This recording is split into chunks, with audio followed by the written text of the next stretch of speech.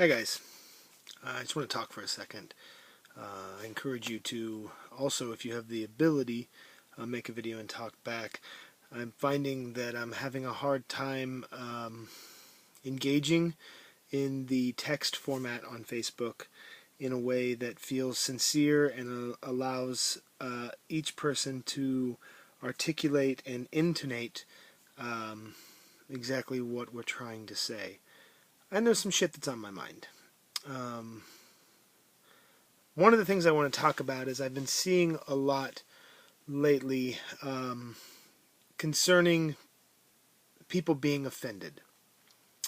Um, and I know there's a lot of rants from people, especially uh, people who share a lot of my demographic, um, who want to talk about, stop being so offended all the time. And if you're offended, it's your choice. And yeah, I think that truth is truth no matter where it comes from. And I see a lot of truth in what's being spoken on one hand. Um, but I wanted to address what it means to be offended, specifically when dealing with things uh, in the nature of an oppression of another group or the dehumanization or diminishing of another person. We could bring up trigger warnings and things like that if we want to talk about that. It's not exactly where I wanted to go, though. For some reason, it came into my mind just now. Maybe because I'm about to say some things that are going to be triggering for some people. I don't know if I need to warn people or not. I happen to think that the people that are often the target of the most hateful language are oftentimes, while being quite vulnerable and in danger, are oftentimes the most strong and able to um, process what's being said. One of the thoughts I'm having lately is that being offended by someone's language, hate speech, whatever we want to call it, being offended by that is it's an outcome of privilege. And that's another word that gets used an awful lot, and we'll address that in one of these discussions. But for right now, I'm just going to assume that you understand what I mean when I say privilege. It's not being spoken of in a way to cast blame upon a group of people for being privileged. It's just to say that in the society we live in that is very hierarchical and um, built upon the subjugation and exploitation of Group B for the benefit of Group A. At this time, that happens to be a particular group of white-skinned people. That does not mean that all white people are receive the benefits of their privilege, but there is a privilege there, and there's a lot of evidence towards that. That's not where I want to take this discussion, though, because I want to talk about offense, what it means to be offended. When we hear, let's say, somebody at work or at a bus stop say the word uh, nigger, for instance, as a white person, I have the privilege of being offended. I can hear that word and I can say, hey, I don't like the way that word sounds. I don't like the implications. I don't like the history behind it. I don't appreciate your use of it. I don't like that people around me feel like it's okay to use that word. I can say those things and I can mean those things. I can be quite sincere. But the difference is if I were a black-skinned person, a dark-skinned person, a brown person, um, if I were native, if I were of Arabic origins, and I heard the word nigger, I wouldn't be offended. I would be threatened. That's a threat. Um, that is a word that is used by a group to assert power and dominance over another, that is embedded in a system that can, does, and will use violence up into the point of murder to assert its power and dominance. When the word nigger has been used throughout history, specifically in a country built upon slavery, to dominate, control, or diminish another person, it's often followed with violence, especially if the person it's being directed at speaks out against it.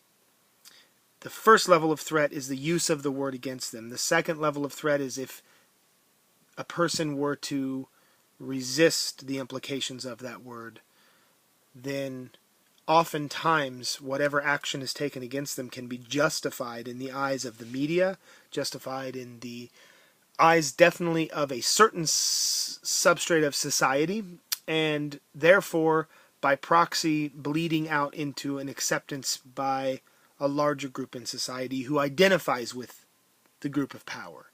See, this is what white power, white supremacy does. It uses the idea of whiteness to convince a large group of oppressed people that they're not oppressed because they're white, and that they're welcome to the same privileges as the wealthy, the elite, those in control. And that's just simply not the case. There are certain privileges that are allotted to you if you're white. For instance, you may not be the target of the word nigger when it's used. That's just one case. You have the ability to be offended or not. But a person of color is being threatened. Their lives are being threatened. And you can say that that's not the case. You can say that I'm overblowing it. But the truth of the matter is, when words like that are used to diminish another human being, and they are used to diminish another human being, then the threat of violence is one step away.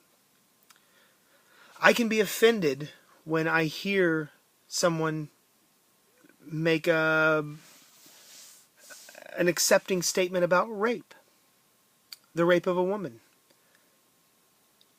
But if I were a woman and somebody were to allude to the fact that rape is somehow acceptable in their eyes, I'm hearing that it's okay for them to take from me whatever they want. And they're going to be protected by a society of people who agree with them. Do you see the difference between being offended and being threatened? So when I say, don't fucking use that language in that way, what I'm saying to you is, I understand that you're threatening people around me. Some I know, some I don't, some I love, some I'll never know. But you're a threat at that point, and I want to put a stop to the threat. I don't want to put a stop to you. I don't want to put a stop to your free speech. But what you need to understand with your speech is that it comes with a level of responsibility. You have to know what the fuck it is you're saying. And if you don't understand the implications of the words coming out of your fucking mouth, then you aren't being responsible. If you aren't responsible, you aren't really free. See, this is the thing about freedom. Freedom is the utmost level of responsibility. Personal responsibility. If I can allow someone else to take my responsibility for me in the form of police, in the form of politicians, in the form of judges, in the form of anyone who can step in and pick up my slack and do my bidding and do my work for me, then I am not free. I'm a subject to those who will take the responsibility. So if your language is being used in a way to threaten and diminish, and you don't even know that, and you won't listen to that when it's being put to you, it's being told to you by people who are feeling threatened by it, you can't just dismiss that. We have to stop dismissing people's personal experiences when they're sharing them with us. We can say that we don't understand, because it's probably true. We don't often understand the experiences of another, even if that person looks like us, even if that person shares a language that we speak, if they have the same socioeconomic class. There are experiences that are shared, and there are experiences that are not understood. That is the way the world is.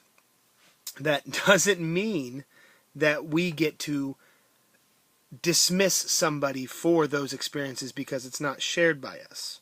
So when I'm telling you that, in my understanding, while I can be offended, by a racist word, a sexist word, a homophobic language, a transphobic language, a nationalistic language, a militaristic language.